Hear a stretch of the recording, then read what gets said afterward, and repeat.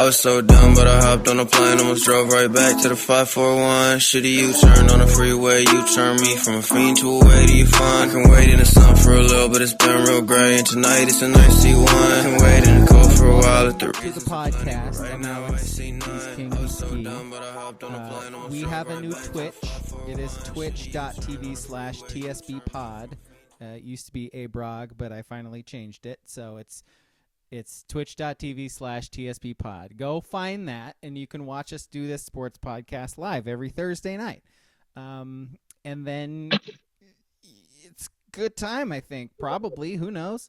And then if you miss those streams, I post those on YouTube. So if you miss them, you can rewatch them pretty much immediately after we're done. I try to post those. Let's see. What else? Our Discord, Sports Brewery and Discord, that is where you can give us our list ideas. You can give us our movie suggestions. You can BS with us. It's a good time, too. Speaking of the movie, that is the listener movie with heavy influence from King.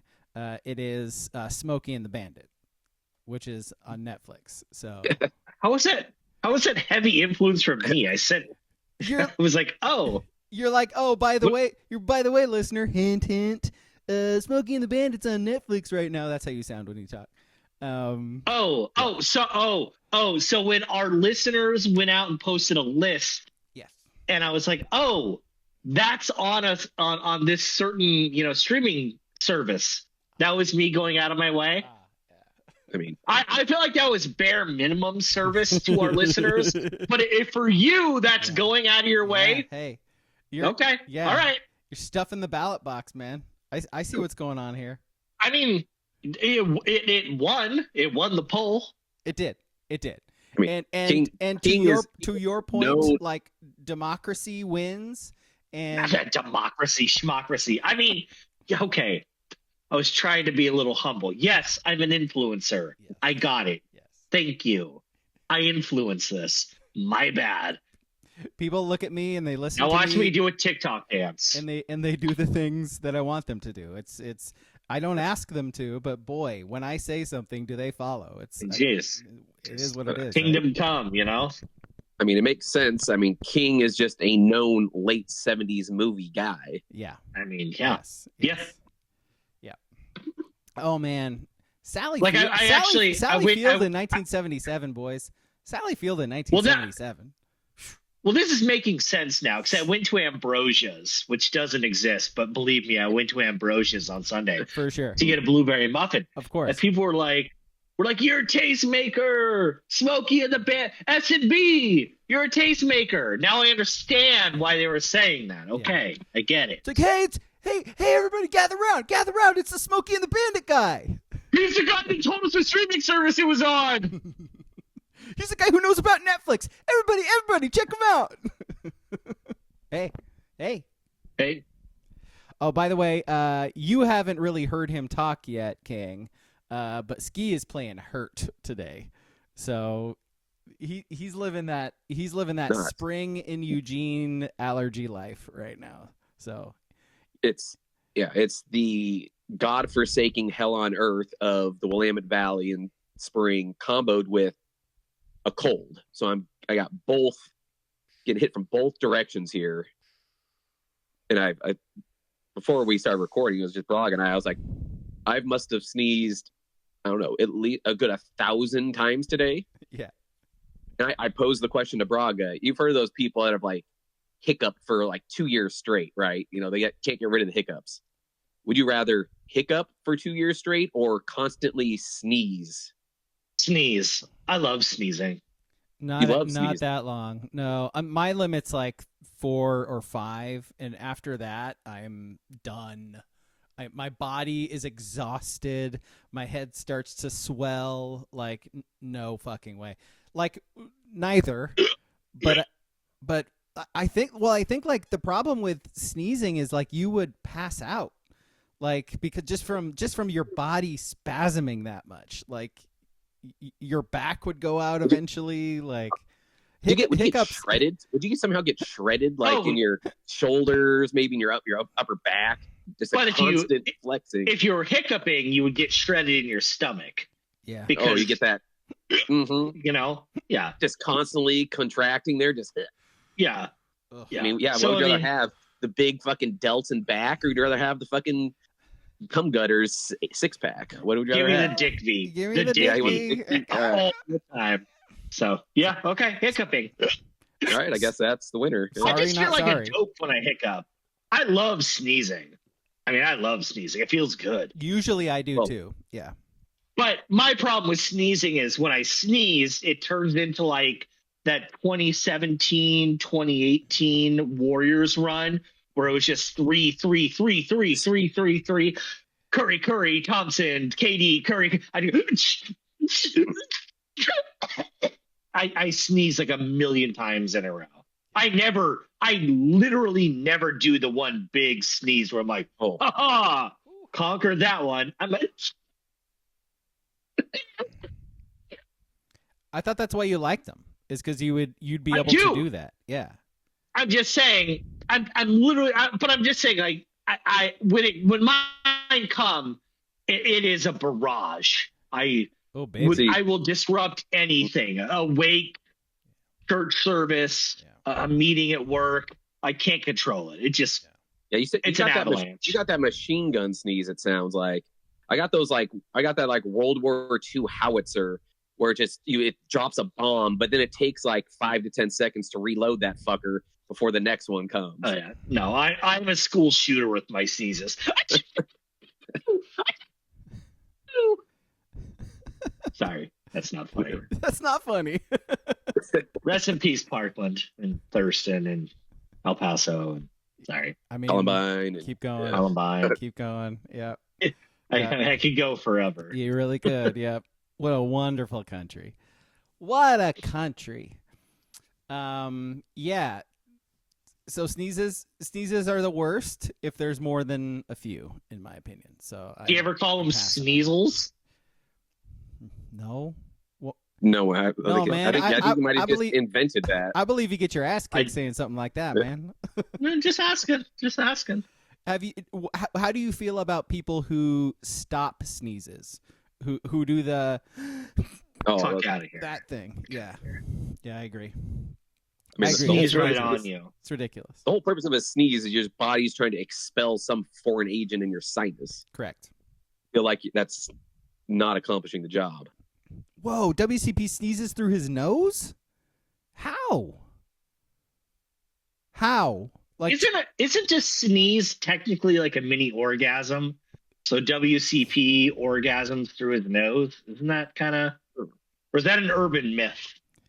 I'm guessing maybe that's why I like it so much. Yeah, I guess I don't got a refractory period. Yeah.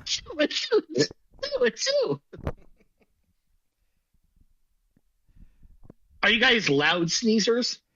Yeah. Oh, okay. yeah. Do you buy the? So I don't know if it's a myth or not, but that the sound we make is entirely socially constructed by us. Like naturally, a human sneeze is not supposed to make a noise, but we are influenced by our community so much that we make a noise when we do it. Because other cultures make different noises when they sneeze. This is like a proven fact. So it might actually be true, but like all I know is when I sneeze, I can't help but make a noise. It's like it's a full achoo or something like that. Like, so I don't know. Yeah, I'm not buying that one. Right. I don't buy it either. Right? Yeah. It sounds like some fucking RFK Jr. fucking logic here. Yeah, don't know. Yeah, not buying that one. Yeah. No. Yeah. Neither. Yeah, where are you getting your data from here, Braga? Yeah, seriously. Check your hypotenuses. Yeah. Definitely not from the crooked CDC. I know that. This is a thing. Like, other cultures make different noises when they sneeze. This is absolutely a proven thing. So how are the sneezes in Spain compared to the sneezes in Mexico? No, they is it very like sneeze? Was there more? Is it Hathu. Stupid. Stupid. I mean, if you're staying on that, if sneezes differentiate between country of origin, does like orgasm noises and stuff similar then? Well, I mean, they speak a whole different language. I mean, someone's reaction to orgasming. I feel like that differentiates just between the same culture. Like, are you a guttural orgasmer, or are you like a soothing, like, yeah, or you like, oh, yeah, like I mean, I'm a soother. I like to make sure they're taken care of. Of course. This is how I sound. Oh, I'm so sorry. Oh no. Oh no. We've all been there. It is what it is. Oh no. I can't stop. I mean, sounds like you got yours. Hey, you're good. Exactly. Don't care. Had sex. Yeah. Doesn't matter. Had sex. No, I will say, like, if I was ever in the dating pool again, God, that would be such a weight on my back. Like, oh fuck, I gotta put in like 29 minutes of work, because you put in 30, she thinks you're a try hard. But I gotta this is. Yo, my back can't handle this shit anymore, man. We gotta make business decisions at this age, like. Yeah, come on, because I mean, if you throw in that 29 minutes of work, on the third date, because we're all classy gentlemen, in this hypothetical, exactly. By the time you're 6, 7, 8, 9 months in, and there's an agreeable time that's much shorter than the 29 minutes. But man, the pressure to achieve the 29 minutes as opposed to 30 again, because the women keep track of that. You don't want to be a tryhard. Just seems unfathomably like terrifying. I mean, what do you do then? Do you like set your Apple Watch to it? You can't internal clock that. You'll lose. I would have to. Lose stuff. Yeah. Because we have, like, even when you're in a steady relationship, we all do the thing where it's like Jeff Bagwell, Craig Biggio, Terry Mulholland. You just recite the baseball teams as you're looking up, at your popcorn ceiling. Mm-hmm. But that's when you're in a well-established thing. So you're just trying to go to like 11 minutes. That first date stuff, or not first date. Well, maybe for you, sly dog. But it just seems terrifying. It's terrifying. Yeah. There's a lot of pressure. If I got divorced, I 100% guarantee you, I would be a GOP incel. I would be a terrible incel online. I would give it up. I wouldn't even chase it. Yeah. I couldn't achieve it. I couldn't. Nope. Yep. as the single guy here. But I'm telling you, like, I'm empathizing with you. Like, thank you. No, I hear you. Yes. You are jumping into a shark tank, and that is terrible on just a surface level. Yeah. Let alone you find a connection. You start finding out job, family dynamics, all that stuff, just on a surface level. Mm-hmm. Terrifying. And by the way, you are in your 40s. You are expected to be great. Like, you are.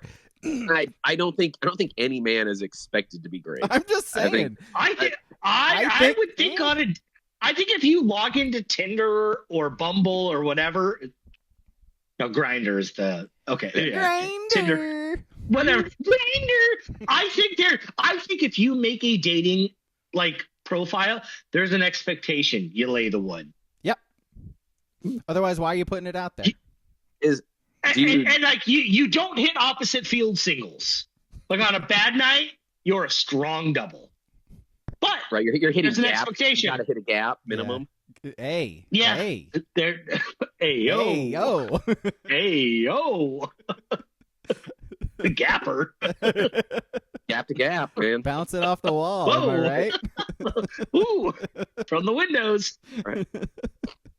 Sports. Well, it sounds like you just came up with a brilliant idea.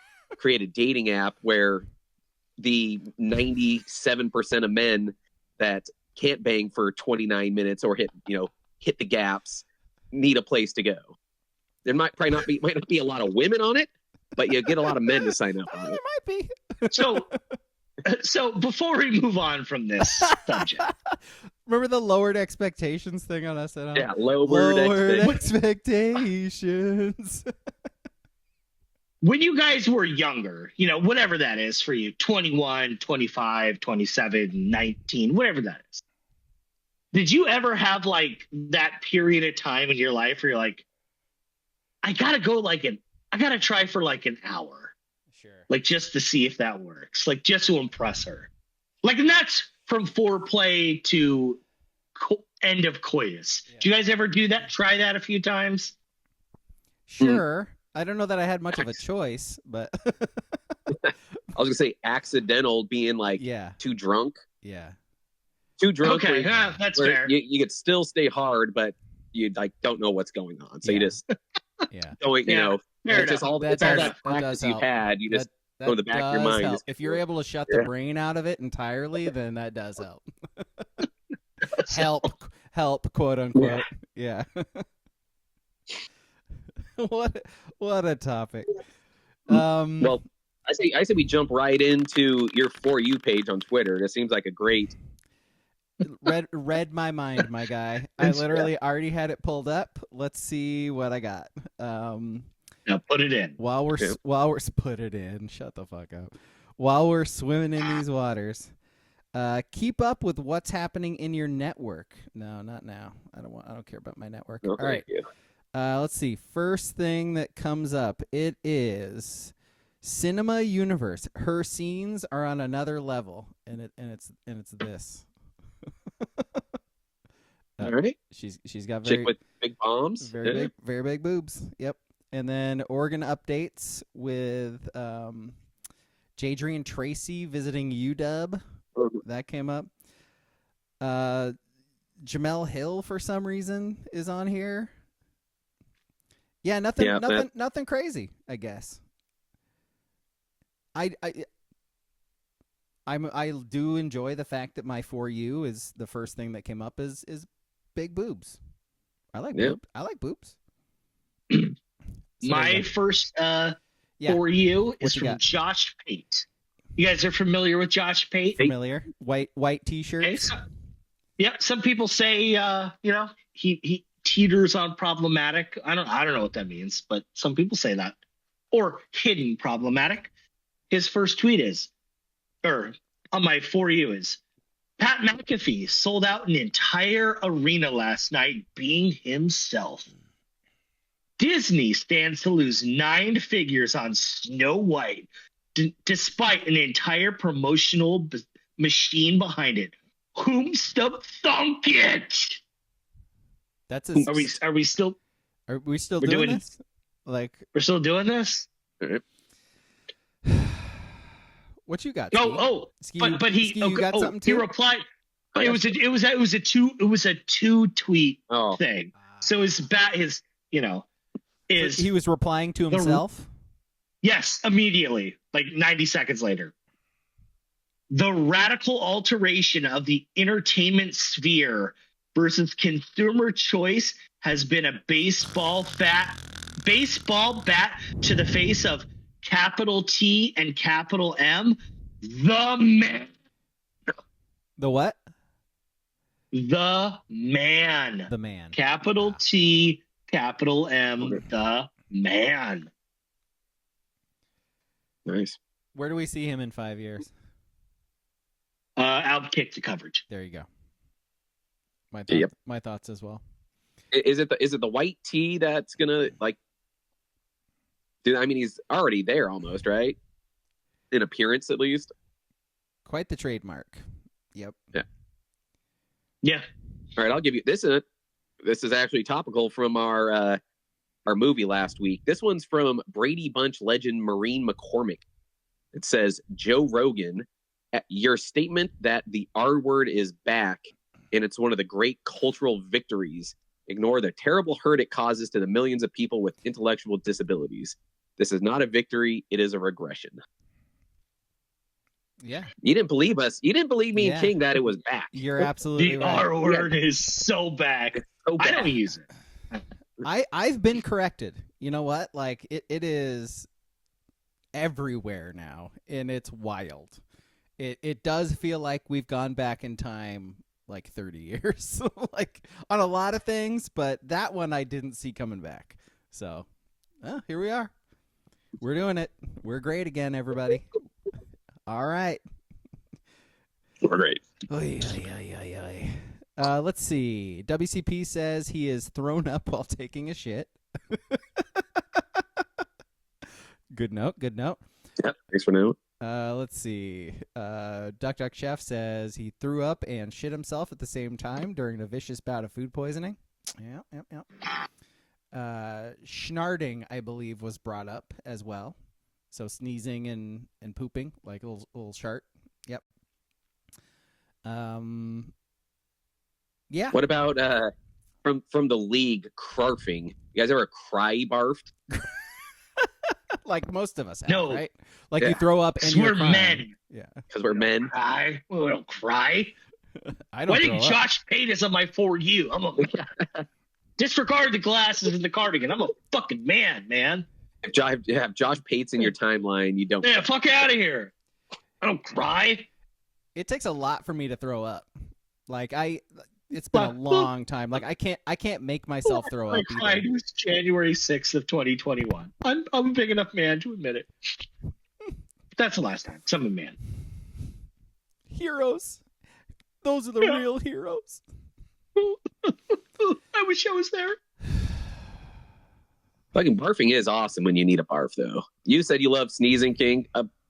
Puking when you like either you don't feel good or especially if you're like too boozed up.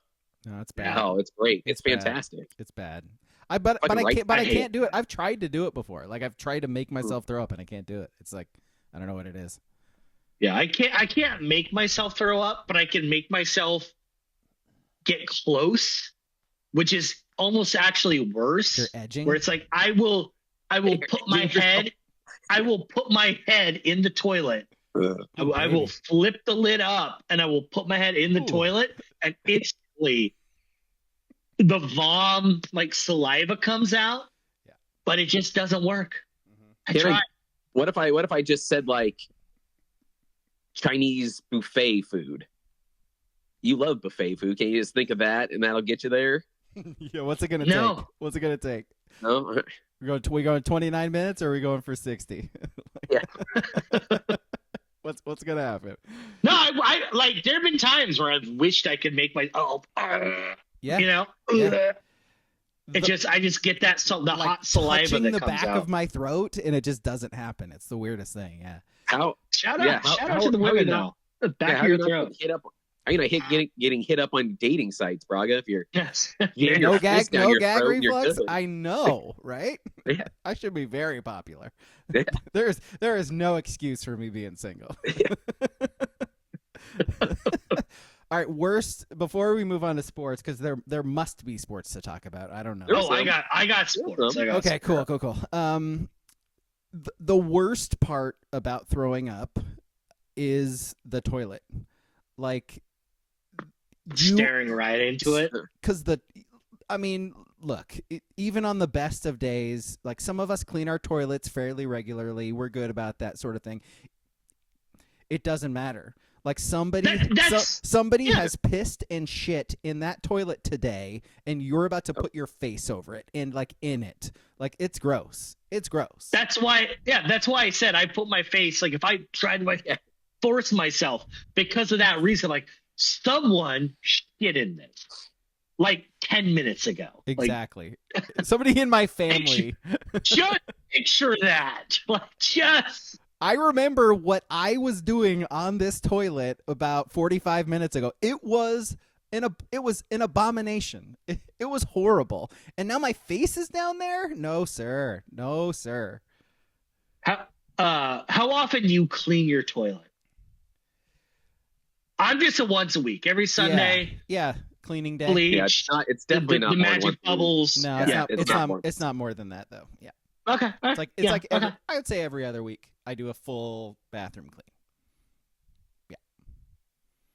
Well, if you guys are so, why don't you guys just puke in the tub then?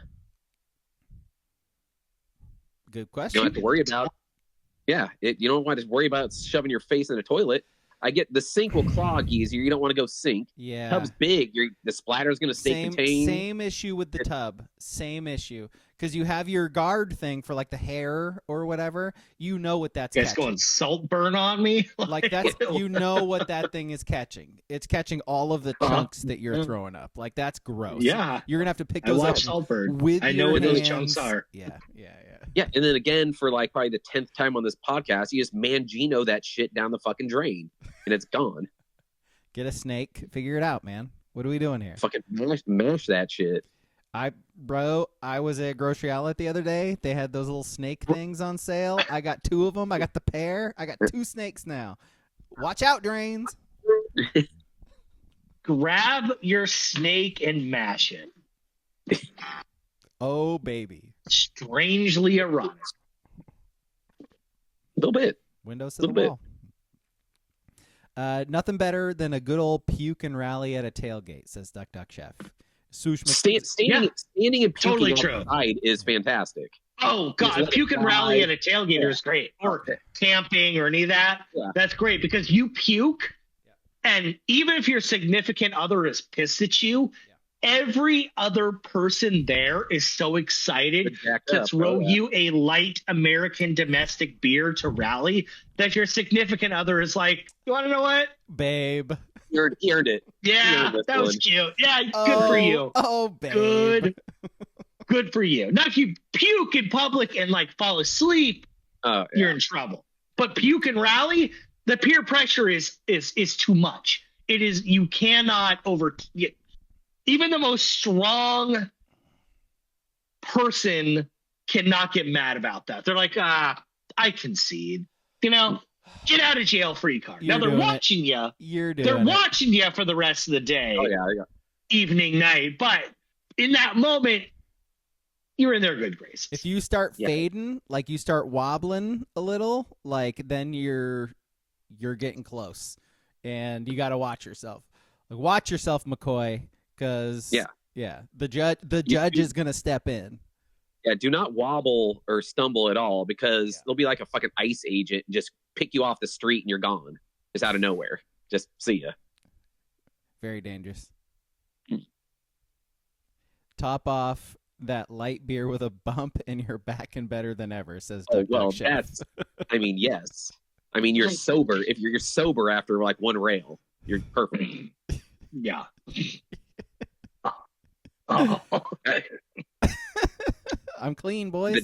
Let's go. I was saying that the downside of cocaine is that, like I said, it sobers up your alcohol, but that alcohol stays in your system, and that hangover the next day is probably the worst thing on earth because you feel like allegedly. I'm not. Oh, yes, that's illegal drugs. We don't do that. So you've read. I've read. Yep. But yeah, it's death. It's the worst. All right. Should we do A versus Shark?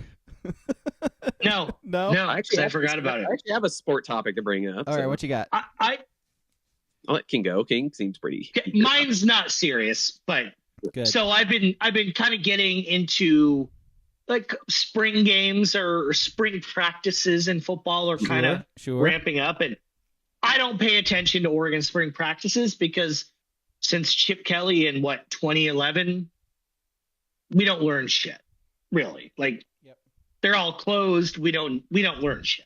Yeah, you know why? Because somebody tweeted about an injury with LaMichael James in practice. Actually, it was Chris Courtney, and then I retweeted it, and then he reached out to me and was like, "Hey, could you not retweet that? I was like, you could just delete it, like." As he found like a better job after that. Yeah. But so I've been listening to some podcasts about college football, right? So do the names? Oh shit! I'm totally blanking on the second one. DJ Lagway and Lenora Sellers. What do they do for you? Those two names. They sound like names, like of human beings. Maybe. DJ Lagway, Lenora Sellers. Doesn't do a whole lot for me. Do you know who they are? Nope. Lagway. I don't know who Sellers is. So DJ Lagway last season was a true freshman quarterback in Florida. Okay. Lenora Sellers was, I think, a redshirt freshman quarterback at South Carolina. Oh, all right. And I'm listening to these podcasts saying that they're like multiple, like I'm talking like 3. I know it's a big number in this world of podcasts, but talking about how DJ Lagway and Lenora Sellers are the number 1 and number 2 quarterbacks in the nation. And I'm just like, was I so like Big Ten pilled all of a sudden that, like, I know who they are. I didn't fucking watch. Like, clearly you guys didn't watch Florida football or South Carolina. I saw Lagway, but yeah, was this a national podcast, or was this like all of them? No, yeah, no, right. Totally national. And then I look at the Vegas odds for Heisman, and they're not even close. No, so I was just kind of wondering if I was missing something that you guys knew I was missing. No, because that's a dumb take. Yeah, that's a Joe Rogan brought the word back take. That's what that is. That's terrible. Yeah, that's the one. That's in case one of those two actually do, make it to a Heisman final. They can go back like, hey, I said this back in fucking April. That's all it is. That's because Arch Manning's playing, right? Like, I know. Yeah, I saw top 10. Carson Beck, maybe. I don't know. Like, no, he's not great. Get out of here, Carson Beck. Yeah. I don't know. Yeah, but better than those two guys. Like, I'm confused. Yeah, no. No is okay. I was just wondering because I was like, I know the names, and I saw Sellers play Alabama in a sad bar in Sacramento and whimper out a last drive where they could have won. Florida football and DJ Lagway, I didn't watch, so I just wonder if you guys could educate me. Duck Chef can. He says Sellers was a darling of the solid verbal last year, and then he said Lagway might be real good, though. That's what he says. Here's Lagway might be good. Here's Lagway's stats from last year. 60% completion percentage, 1,900 yards, 12 touchdowns, 9 picks, 100 yards rushing, no touchdowns. Serviceable? Like, did he split time? Yeah. Like, I don't know. Kind of. I think he was only a part-time starter, but nah, he was probably 3/4 of the snaps would be my guess, give or take. He was injured half of the season, according to Duck Chef. You want to just come on the podcast, man, and like tell us about this fucking Lagway guy? Fucking Gator football, man. Yeah, can you be our Florida correspondent? I know. I tell you what, boys, this Lagway, you can toss the pill. But all of that, as a roundabout way of me saying is, I personally am because nothing gets out in Oregon football really for the last 10 plus 15 plus years. Yeah, Chip Kelly. Except for like quarterback stuff. So I tend to believe when locker room talks that quarterback stuff. So when if I am of the opinion that Dante Moore is going to be really good, but I base it on nothing but interviews from players, right? And watching like random highlights from practices of him throwing off his back foot. Right. So I can't critique. I can't critique Andy Staples for saying that DJ Lagway is the best quarterback in the country with those stats because I'm like, shit, I think Dante Moore is going to, if he plays all 12 games, go 11-1. I'm not saying he's going to win the Heisman, but like, so now I feel like an idiot. This is my roundabout way of saying this. I'm like, I don't know who these guys are. And if I talk to someone about Dante Moore, they're going to tell me I'm a fucking idiot because 2 years ago they saw him playing Corvallis and throw 3 picks. Like, but that's all I get out of spring. That is the point, right? Is that we're all guessing, and we're all dealing in hope this time of year. Nobody knows what the hell they're talking about. Well, I will say at least we do not have to deal with a quote unquote quarterback battle, right? I mean, well, not if you read the trades. No,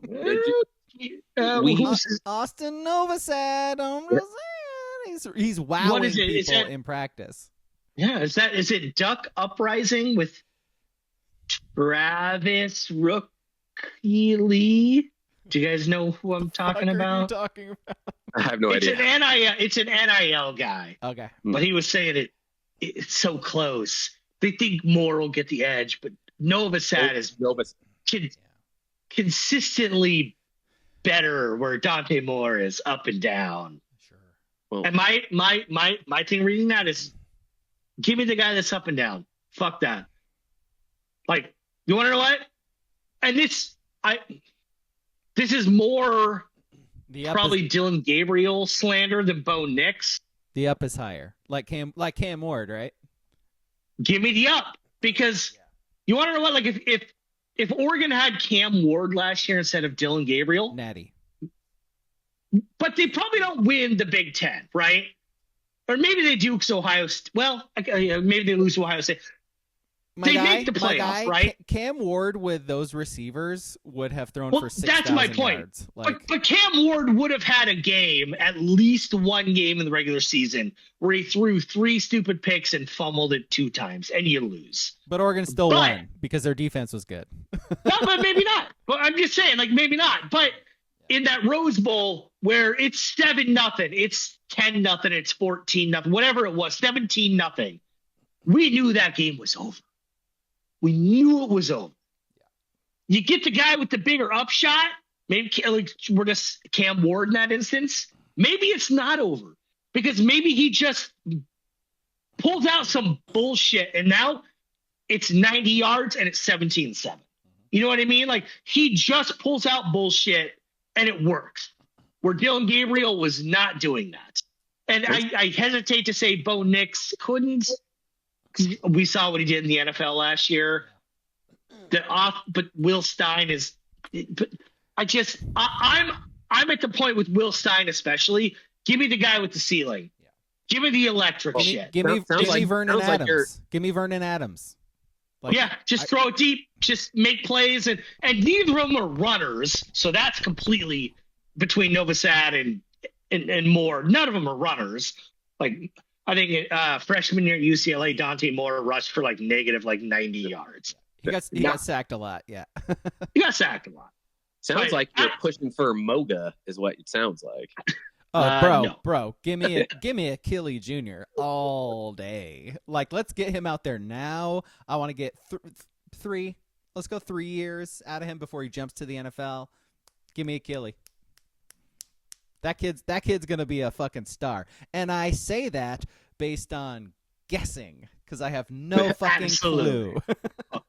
Hey, you're a national podcaster there, my friend. Thank you. Yep, I hold us up to those standards. Those guessing standards. I just watch Dante Moore highlights versus Coastal Carolina from 2023, and I tell myself, I don't know what, it's gonna be all right. It's going to be all right. Look at that zip on that ball. Well, there are people that go back and watch those Dante Moore, some highlights from when he was at UCLA, and just pick out those handful of really good plays and be like, hey, he's just going to do that all year and not that 7 times out of 200 plays. I'm just going to see him throw the ball to a 5-star wide receiver who's like 5'2" and looked really good on one practice clip that everybody can't stop sharing online. I will say that Decorey Moore guy, I feel pretty confident he's gonna be okay. Yeah, he is small though. Like he is very small. Not 5'2", but you know. Yeah, he is like. It's always funny, like looking at these 5-star and 4-star kids in high school and just watching their highlights, and you're like, oh yeah, he's a fucking stud. Like, look how fast he is. Look how like big, how much bigger he is than everybody. Yeah, he's a 5-star. Like, of course. And then he gets to spring practice, and he's like tiny, like compared to these grown-ups. Who's this kicker going out wide as a slot receiver? Exactly. Is that like somebody's little brother that they put pads on? Like, yeah, I'm with you though. Like he's very dynamic. So we'll see. Do you guys still pay attention to spring practice blurbs? Anyone in the chat pay attention to? Once Rob Mosley took it over, is when I stopped paying attention. And this is nothing. Once it became state-run media officially. Exactly. This is nothing against Rob. He's doing his job that he was hired to do. And but 100%. There's no like objectivity there. So you're not going to actually learn anything. Like I look at those as a way for the program to publicize guys who will probably not play in the upcoming season. All anybody ever wants to hear about is the stars. Like, what's Dante Moore doing? What's the quarterback battle? Like, how's that running back from Tulane looking? Like, that's all anybody cares about. But all he will write about is so-and-so got great third string reps against so-and-so today and made an incredible catch. And that's shit that parents can read, and that it promotes the program and gets kids to be interested in it and stay interested in playing for Oregon as opposed to transferring out. That's the way I look at it. That sounds like King's Amazon top 10 trending movies. What do we need to pump out? What player do we need to pump out to get a little traction here? Who's feeling slighted this week? Like, exactly. Let's put him in the blurb and make sure he gets a shout out. Yep. Because we've watched practices before in our life. They're fucking boring. Yeah. They're running drills. But but at least they used to be open for people to see. They were. Yep. Yep. And I totally understand in-season practices being closed. Maybe even the last 10 days of fall camp. Man, fuck off with spring being closed. Like, I'm not like actually like morally or like I don't give a shit. But like whether it's Dan Lanning or Mario Cristobal or Willie Tagger or Mark Helfrich or Chip Kelly, fuck off. Let the fans see like 3 days of fucking practice. Like UW had as an example. And I know, whatever, it's UW, but like they're putting out a whole campaign. These 3 or 4 days are clearly open. Come see us. Come watch us. Come meet us. Yeah. Get a snow cone. Like, I just think I honestly, and I know like the real football guys will be like, oh, it's war. Why do we need to let Minnesota know that Dante Moore is doing good in April? Okay, because they'll figure it out in September. Yeah. You guys doing a lot actually of this year. They'll figure it out the last week of August. It's not that big of a deal. And I don't care, but like my whole thing was spring football and stuff. Fuck off. Like, I don't want to hear your shit, Dan. It's nothing against Dan. It's the industry.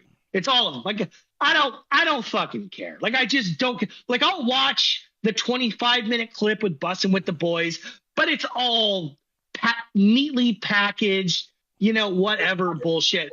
Yeah. I just want to see I want to see someone 90 pounds overweight eating a tuna melt in the stands, live tweeting shit. Yeah. You know what I mean? Yeah. Guy who is never had sex, doesn't hold a job, you know what I mean? Like, lives on the streets, just live tweeting practice because it's open. Be like, you want to know what? Dante Moore stinks. I want to hear another opinion. You know what I mean? Like, give me something. Yeah. I just spring practice. Get over yourselves, coaches. Yes. Get over yourselves. Yeah. Man. Well, like, what are they protecting, honestly? Like, yes, I agree. Bussin' with the Boys, by the way, so they're in Eugene, and they're doing a feature on Oregon, and, Marcus is back, and he's been hanging out with his old teammate Taylor Lewan, and, but again, it's exactly what you said. Like, everything we've seen so far, like, Taylor Lewan goes into Dan Lanning's office with Reeboks on. Oh, Dan just happens to walk in. He's got, hey, what are you doing with these? Takes them off and throws them in the trash. Oh, you got to wear these instead. It's like, okay, we're doing ads for Nike now. Like, I understand the university is an ad for Nike, but like, fucking, that's not entertaining. Like, come on. Like, it's not cute. The joke's been played like 80 times already. Like, come on. And I don't hate Bussin' with the Boys. Like, I think they're fine. Like, they're elite bro level content, but like, they're fun at least, but like it was lame. Like just everything I've seen so far was lame. So I don't know. Hopefully what they actually put out is better. In fairness to Bussin' with the Boys, all the stuff they put out for promo, for everything is extra, bro. It's the stuff is in between that's actually like the fun content. Yeah. Everything they put out on social is just intentionally terrible. Ultra bro. Yeah. I wouldn't say that, but it's just. And again, it's just ultra bro. I gotta say, like their content is really good. Like the videos they put together are really good. Like actual behind the scenes stuff that nobody else can get because they know all of these people. They're like friends with Dan Lanning, and so it's cool. It like the access they get. It's fun, but I'm just like, man, that's. Yeah, the Reebok gag was a little staged. Go away. Yeah, it was, I do like him asking Mariota's wife how she feels about all the grays he has now, and she's just like, I don't really have a choice. It's like correct. Marcus Mariota is an old man now. That's how old we are. Is Marcus Mariota is covered in grays. Like I put out on the Discord today, a little picture. My kid was on a tour of U of O today, and they went through Hayward, and he took a picture of Mariota training shoeless, and he quickly was told, turn the fucking camera off. Was he really? Not by Mariota's camp, but by the U of O. Yeah, okay. Did they actually use those words? No, but they were like, you cannot. Stop. Nope. Wow. Stop. Wow. Going after a kid, huh? Yep. And I told you, I believe, that I would roll around naked in that grass because the grass at Hayward Field is the best grass in the world. And pristine. Oh my God. I just want it all over me. Ooh, baby. Hell yeah. Oh, baby. Yes. Very sensual. And I mean it. All right. We got any other sports? The Final Four. The Final Four happened. Okay. National championship game actually happened. Yes. Did you guys watch the game? Fucking sports. Why do people watch sports? God, I'm just kidding. I watched the second half, and my only takeaway is two takeaways. And I've kind of mentioned this before, when people are like, man, Dana Altman just doesn't play an exciting brand of basketball. Yeah. I'm like, who does in college basketball? Does? Like, who does? Like, it's been a minute since people do. And also, I don't necessarily mind a team that wants to make the game super ugly and gross by playing defense.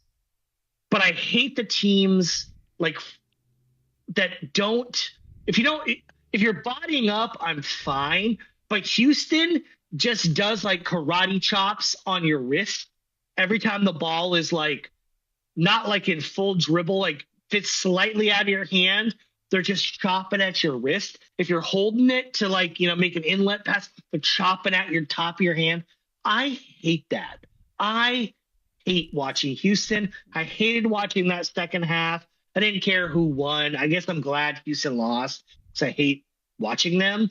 But that is just, for me, a awful style of basketball to watch. It's just slapping at the top of your hands. It's obnoxious. I hate it. It's obnoxious, and I didn't like that everybody was like glorifying it either. They're like, this Houston team plays so hard, and their practices must be so tough, and Sampson knows what he's doing. You have to, because their offense is such eye poison. You have to glom onto something. Yeah, I said it during the Final Four game against Duke. I was like, it's always great seeing Duke fucking blow a big lead in the Final Four. But God, now I have to watch fucking Houston. Now we got Houston. Game. And we got rid of fucking Bennett in Virginia because they were even worse to watch than fucking this Houston team. But I'm Sampson needs to retire. I cannot watch this level of basketball in the finals. Forced retirement. Yes, by the NCAA, and he's like, you need to step away. Your offenses are just too pathetic. They come out with a statement. Sanctions. He's like, I didn't do it. What'd I do? Doesn't matter. Sanctions. Go away. That'd be awesome. It's like you guys had a 61 point combined first half sanctioned. Again, you're doing great. I mean, your team's successful, you're winning, but whenever I see your face, I'm just, Step Brothers, anybody? No. All right. That Virginia team is still the worst to watch. Yeah, of course. God. Yeah. Is that it? Is that all we got? Houston That sucks. was it. Yeah. Awful. Yeah, that was No, all. yeah. Yeah. No, that game stunk. Yeah. It stunk. Because Oregon did get a couple transfers. Are we excited for them? TJ Simpkins from Elon. Pause. 16 points a game at Elon. I'm sure Pause. he'll be fine. Yes. Very, very serviceable. And then, Evans and Shellstad said they're coming back. Actually, Shellstad didn't say he's coming back, but it was reported that he is negotiating his contract, which is something that I find very fun during this transfer portal cycle of basketball, is the fact that we are talking about them negotiating their contracts. Yep. Like, we are not bullshitting anymore. We're not acting like it's not this. It is them negotiating their deals with the university to stay there. Period. I'm happy with where this has gone. Like, it always should have been this. And frankly, I think if we're acting like it hasn't always been this, them negotiating what it's going to take for them to stay at the school, we're fucking kidding ourselves. But now we're allowed to talk about it, and it's great. I wish we could find out the dollar amounts. I mean, it's not like I think most of the time that information does come out somehow, but But how accurate it is probably not very. Yeah, but yeah. All right, so nobody cares. Fair enough. Should we just do our list? We can do that? One more thing. Okay. One more thing. So Joe Cronin got. You were fucking waiting for me to say that. I was. You I asshole. was.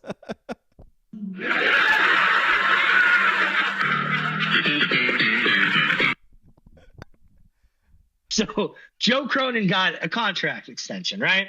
Yes, he We did. don't know what Chauncey Billups is going to do. And on the face of Joe Cronin getting a contract extension, I've kind of mentioned in the Discord. If you want to leave out the context, you're like, oh, well, they made a good trade for Denny, and in the trade they got Tumani Kamara. Those are two good, really good finds, and they increased their win total by 15. But they increased it by 15 because last year they completely cratered out and were still fucking losers and couldn't get the number one pick, so that's part of it. And then two, they rode this like winning 11 of 12 or whatever it was, 14 out of 16 at some point, by not playing the two guys in Scoot and Sharp that they're supposed to build around. And someone could retort to me and be like, well, I mean, Ayton hasn't played since before the Super Bowl, which is true. And Jeremy Grant hasn't played since like March 5th, which is true. And he didn't really play before that either. But what is buoying all of this is that like 5-week span or whatever it was where they were benching the two cornerstones because they don't play defense to play those guys, the older guys, Simons included. And the Blazers are an unmitigated, even though this year you could say it's a success. It's a success. It's not. They are a ship without a. I don't even know how that. What is analogy goes? Ship without a rudder. A rudder? A rudder? Is it a rudder? Yeah, it's a a rudder. rudderless ship. They're a rudderless ship. They just bug me, and I hope Denver or Dallas takes a swing on Chauncey this offseason. Even though again, you could say if you just wanted to just do blind resume, well, Chauncey's improved quite a bit. What was he supposed to do for those 2.5 years? They were tanking. Lillard was out. They traded Lillard. Oh, but look at this improvement. You got to play defense. That was like the stock market. Stock market dumped $5,000 and it went up 2,500 in one day. Yep. But the biggest in history. Never seen something like it. Yeah, it's exact. That is perfect. It's like, well, yeah, the numbers look great, but if you look into it, Look at the season before it. Why would you look at that? Yeah. Don't look at that. Then yeah, it's Best season improvement in Blazers history. yeah, A lot of people are saying. like, as you said, that win streak that was like right around like the trade deadline too. It's like, oh, we're all in. We're gonna try. We're making a push for the playoffs. It's like, all right, in the end, you missed the playoffs, the play-in game. You missed the play-in game by like 2 or 3 games. So instead of trading the dead weight that you needed to make your playoff fucking run, you didn't make it, and now you're stuck with saddle with those guys. yeah. So No, nice job. I have seen a couple mock drafts that have the Blazers picking. Can't remember the guy's name. I'm a big sports fan. Woo. He played it. Sports. He played at Illinois this year. He had 1,000,000 threes against Oregon at Matthew Knight Arena. I think his last name starts with a J. He's from Europe. He played professional not professional, but Euro national team stuff and something Jakanuskis. Hakanuskis. I'd be happy with him. Probably not good. Yeah, okay. He might be Tyler Hero. That might be his ceiling, but I've said it once, I said it 1,000,000 times. This team is just missing Tyler Hero. Yeah, you've always been saying that. Yeah, Tyler Hero. Yeah. But okay. Yeah. Did you guys see what Tyler Hero did last night? Of course not. I know you didn't. Yeah. They were down 5 against the Bulls in a 10-9, 8-9, basically a play-in matchup for home court advantage. And they're down 5 with like 50 seconds left. Tyler Hero gets a steal, has a breakaway layup, but because of analytics, he just pulls up for a 3, misses it. Bulls come right down, 1 pass, 2 pass, 3, 5-point game turns to 8 with 40. It's over. Over. Hoops. Sounds about right. Sports. Sounds about right. All right, let's do our list. Huh? But one more thing. Boing. All right, our list comes from MT Booble in our Discord. Again, Sports Brewery in Discord. Join it, won't you? MT Booble on the back of Alexander Ovechkin breaking the NHL goals record. Maybe a few more assists might help you. I'm just saying, if you want to be great. Just saying. On the heels of Ovechkin getting the goals record, top 3 records you would want to see broken. And it doesn't matter if they're actually achievable or not, but the top 3 records you would like to see broken in sports. I'll go first. Mine is the home runs record. I want the fucking season or career. Career. Yes, thank you. I mean both, honestly. I would like the discussion to just be gone. I don't want to talk about it anymore. I just move on. Like, now that once Bonds is not the record holder anymore, you can put him in the Hall of Fame. Like, just fucking move on from the fucking discourse about it. Like, it's so tired at this point. Like, just is that even the record anymore?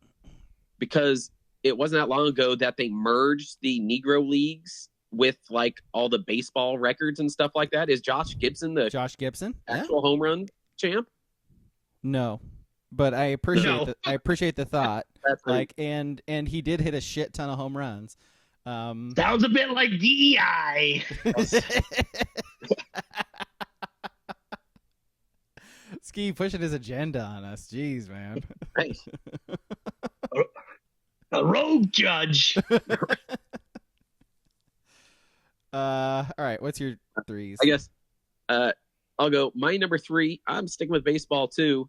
It has a 100% chance of never, ever happening, and that is to break Cy Young's win records, because that guy is the ultimate compiler of all compilers. Of all time, yep. Speaking of, like, throwing against, like, plumbers and, like, carpenters and shit, like... And he pitched every other game. Every game, yes. And complete games every single time, yeah. Like, pumping, like mid-70s, mid-70s cheddar and striking people out because people weren't athletic back then. I don't even think anyone gets within 200 wins of him now. Also, I don't even think anyone's going to get to 300 wins anymore with how starting pitching is. Let alone 512 to break his record. That's never going to happen. Like never. That I truly. This never. was brought up in our This was brought up in our Discord a while ago. It was like records that have 0% chance of like ever getting broken. That's the one in my eyes that will never get broken. Yeah. Maybe Ripken, like the consecutive game streak or something like that. But that'll never get. Yeah. But that one's doable. That's just someone staying healthy for a 25-year career. Guys make too much money now. Yeah, but that's not a skill thing. I mean, it's a quasi skill thing that you to stay in the lineup every day. So it's a front office thing. Yeah. Let's be real. Cal should probably not have been playing the final 300 games of that record too. That dude was fucking old and wild. He changed positions, bud. Come on. Or if you believe the tale that his streak should have been broken sometime in like the early 90s because he fought Kevin Costner for sleeping with his wife, and they cut the electricity at the Oriole Stadium. So, if you believe that, That's an amazing, amazing story, by the way. I do believe it too. Yeah. All right, how about you, King? My number 3 is just someone breaking Wilt Chamberlain's 100 points, because if there's no video of the record, it doesn't count. Did it really happen? Did he play against anybody taller than 6'3"? If you're playing in the town known for Hershey's chocolates and there's no video of you setting a record, not real. Yeah. We're like, by the way, that's as fake as the moon landing.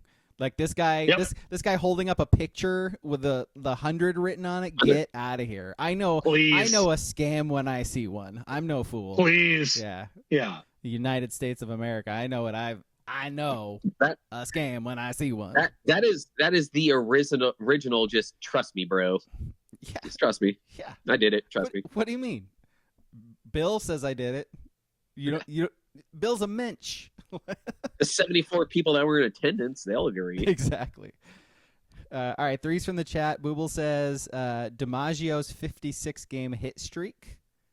I can see that happening though. So that's Yeah. Well, that's not what the list is. The list is just. I know, but it's the ones of like because I think that'd be a cool one too. That'd be fun to see. WCP says the home run record as well. Yep. Duck Chef with Joey Chestnut's 76 glizzies eaten. Now we're talking fucking America here. Yeah. I don't know that I'm talking about ecosystems. Without apex predators, the food chain gets out of whack. Amen. Eating those glizzies, you're an apex predator, man. Program. You know what I mean? Like, I don't know that I want to see it though. I'd be happy for whoever breaks the record. I don't want to watch it happen because that's gross. Let's see. That's it from the chat. My number 2 is the NFL career rushing record. I'm just going career records, I guess, because it's fucking Emmitt Smith and fuck that guy. Like, speaking of compilers, fuck that. Like, absolutely not. That is my number 2 as well. The fucking compiler, Emmitt Smith. Get out of here. Ask any NFL fan, hey, who's the best running back in NFL history? Give me your top 10. Emmitt Smith is not in top 10s. And he's a top 10 bullshit. Back. Absolutely not. Like, he's name. Okay. My point is, you're gonna say Roger Craig, Tom Rathman, Ricky Waters. No. Like, if you ask average NFL fan, they have no fucking idea who Emmitt Smith is. Like we do because we're olds, but like you ask like a 20-something NFL fan, like, hey, who's the top 10 running backs ever? That Emmitt Smith wouldn't even come to mind. Like, they would say Barry Sanders, they would say Walter Payton, they would say like actual good running backs, but not the leading rusher in NFL history. So see, he was a compiler and a system running back at the same time, which is just a devastating combo. And a cowboy. Fuck him. I do think he rushed for like 1,100 yards as an Arizona Cardinal. A Cardinal. Yeah. But that was like Cardinals legend. That was like 4 years worth. No, I think in his first year as a Cardinal, First year he ran for 1,100 yards. I think he did. When those I'm stories, with you. I'm generally with you on Evan Smith, but I do think he ran for like 1,100 yards. When those stories like come out like once every year or two of like, hey, I bet you don't remember this NFL legend played for this team, and it's like Jerry Rice playing for the Broncos and the Seahawks. Like Seahawks. It's like, oh my god, like those are always fun. Like give it up, Jerry. Always fun. He thinks he could go out and play right now, Jerry Rice, guarantee you, and they might need him to. Let's see. So that was my 2. What you guys got? I was with you on Emmett too at number 2. My number 2 record that I want to see broken is the Yukon Huskies women basketball 111 game winning streak. Because I'm sexist. I mean, is it a real record for women's basketball? Tear down those women. Like, does it count even? It's like, what are we even talking about? I mean, allegedly. That is insane. Winning that many games in a row. Insane. That is insane. Like, insane.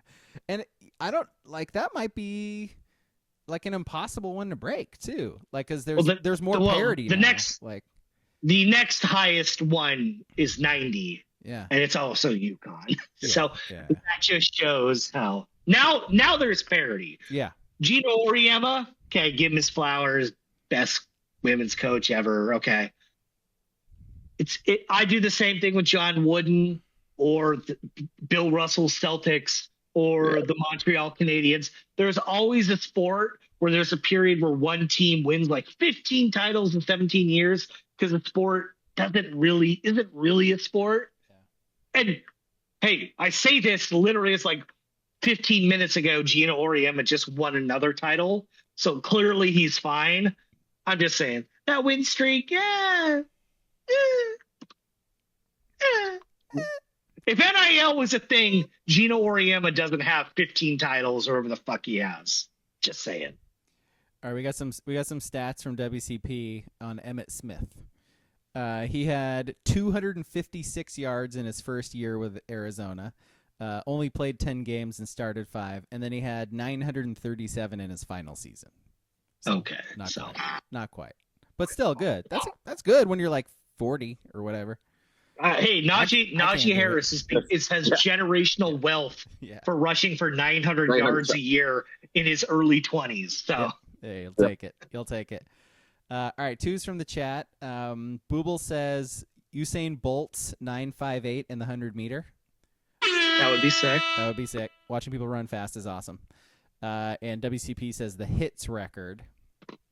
And Duck Chef says the record for most assists by a player born in May whose parents also recorded an assist during their collegiate career while also scoring at least 17 points and grabbing 3 rebounds. I don't get that one. You look like you do. Just saying, it's a good stat. It's a good stat. That's a little big league type stat right there. But yeah. Okay, fair enough. All right, my number 1 is the vert ramp 1080. Because the legend was Tony Hawk doing the 900, and that was like incredible. Nobody like thought it was possible, and then he came out and did it. And then like a few years, like 2020, an 11-year-old came out and did the 1080. And if you've seen a video of it, it is insane. Like human beings shouldn't be able to do that. The tiny 9-year-old Japanese girls are doing that like every other trick. They're not doing 1080s. No, they're not. Oh, they're doing not 1080s. On vert ramps. They're not. Nope. Yeah. They're probably doing goofy 1080s on top of it. There you go.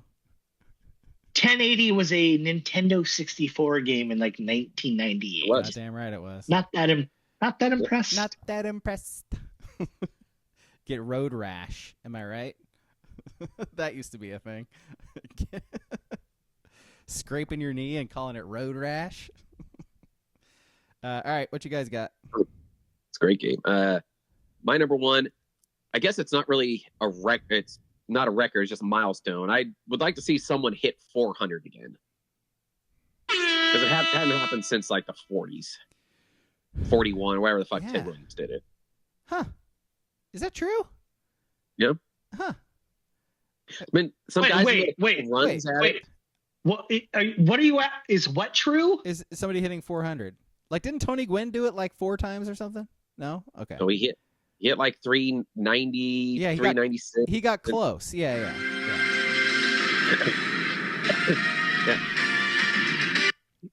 Did you just ask if Tony? Did you just posit that Tony Gwynn hit 400 like 4 times? I'm asking questions. I'm a journalist. I don't know what you want from me. You ask the questions, you get the answers, and then you have the data. I'm floored. Did he not come close several times? No, not really. No, He did. Like 398 ski. in like a strike shortened year. Ski's looking it up right now. Because now you're calling both of us wrong. And you're calling Ski wrong about some baseball? 100% am. You calling Ski wrong about some baseball stuff? I wouldn't go down that road myself. But here you are. Go with God. He looks that up. Go with God, King. What do you got? My number one record I want to see broken. 394. 394. What year? 94. Yeah, it was strike shortened year. Oh, so who knows baseball? Oh. Did I say that earlier? Oh, you must do. Have been a strike shortened year. You know baseball? Oh. You know baseball. Who knows ball? Yeah.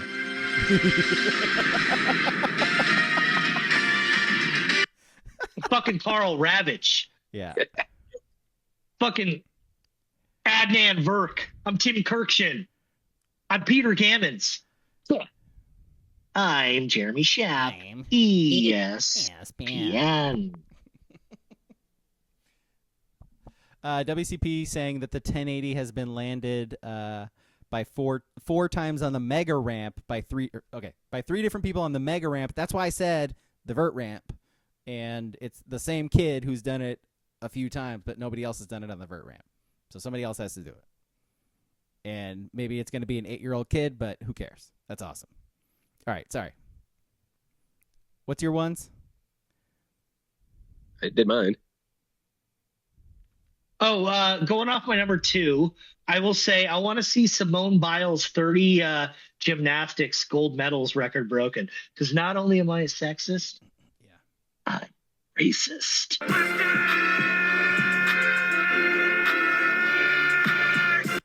Want to see a little svelte white girl from UCLA break that record. You know what I mean? Mm-hmm. Know what I mean? Come on, man. I thought for sure you'd go single season MLB hits just to knock Ichiro down a peg. I don't even give that one credence. Yeah. Fucking or Clearwater Curtis or Revival. Granderson.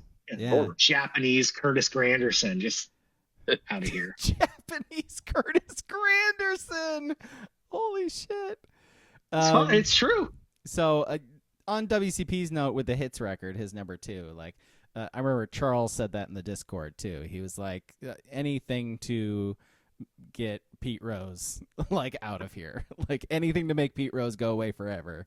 Let's just make that happen. So yeah, I get that. Pete too. Rose, similar to Cy Young, he also holds the record for most at bats. So shocking, he has the most hits. Compiler.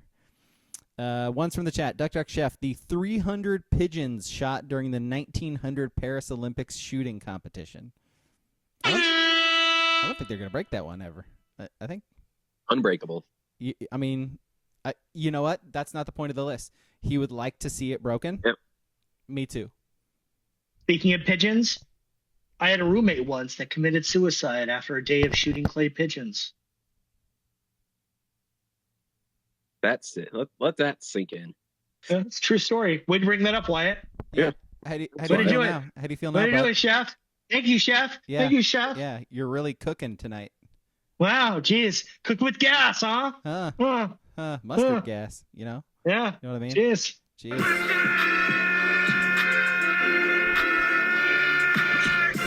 Fucking, you're an asshole. So it's not wrong. I know. WCP's number 1 is Richard Petty's career NASCAR wins record. Driving in circles, better than anybody else. Great at turning left. Really great. What number was Richard Petty? 48? Was he 48? Ooh, good question. I'm trying to picture it. Tell us, WCP. What number is Richard Petty? I can't remember what his car. Off the top of your head, 43. 43. Okay. All There right. you go. Yep. The 43 car. Got Yep. And then Boobles is Bonnie Blue 1,000. I know where this is going. I don't know what he's talking about myself. I have no idea. I've never heard of this. Bonnie Blue 1,000 dudes. Yep. Or women in a day. That's a record. 1,000. Seems it's just a lot of work. Like, I mean, Tiring. yeah. I'm not even ashamed to admit I did read the manifest of how she went through that. It must have been like torture. Like, not enjoyable, no, right? Like, no, because it was like, well, I'm not going to say it was enjoyable, but like a majority of the men were like sitting there pleasuring themselves I think she did like 4 or 8 at a time. And so a lot of them, a number of them had tapped out before and just kind of like inserted and were like, yep, that's it. That counts. they did most of the work themselves. Yeah. It's kind of a fraudulent number, Oh, but still, oh! 1,000 wieners. Wow. 1,000 wieners is a lot of wieners. Wow. This is a topic that has never been broached, and maybe we need to be the podcast to bring it forward. Like Bonnie Blue's fraudulent record.